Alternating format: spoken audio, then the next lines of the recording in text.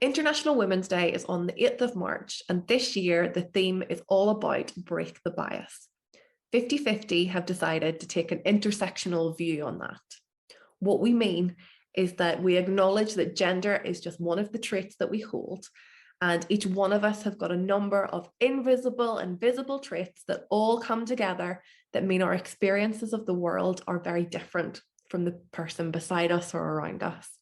And it's a combination of all of these traits that we have as individuals that mean that we experience both privilege and discrimination in different ways. As part of International Women's Day celebrations, we've been speaking to phenomenal women, all with various different traits and backgrounds that have shared their own experiences of bias, not just in the workplace, but also in their personal lives too. You can see a bit of a teaser to some of those conversations that we've had now. People will say to me, it's like, oh, you're good at math because you're Chinese. No, I'm good at math because I'm good at math. So I was out this one night with a couple of girlfriends, you know, raking around the streets as you did way back in the 80s, not a lot to do. And it turned out that 6 girls followed us home and jumped on me. Like I had to have stitches in my head. And this was all because of the way that I looked, all because of the way. Very earlyhood, we are known, okay, we belong to somebody. We don't have no understanding of who we are. So when you are seen as a commodity, it takes time and it takes very strong commitment to break that chain. My dad was in the army and I grew up in Northern Ireland. So I lived there from the age of 3 till the age of 7. I was an English kid and I was, we're not particularly religious in our family, but I was put in the Protestant box.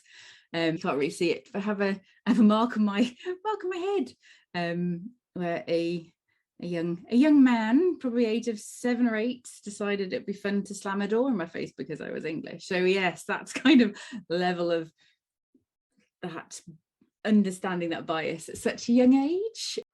A strangely unnerving experience, I have to say. And by the time I realised what was going on, which was on the 4th occasion, I thought,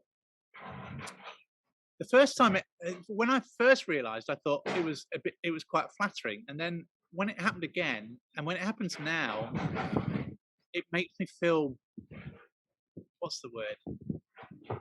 It's sullied in some way, you know, like I'm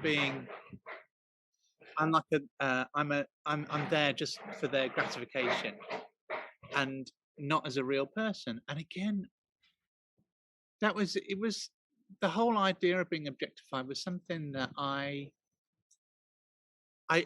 understood was an issue, but I don't think unless you've actually, and it's not like it happens to me a lot, right? But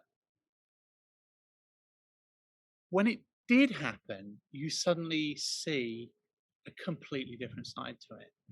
And that was a really, really strange thing.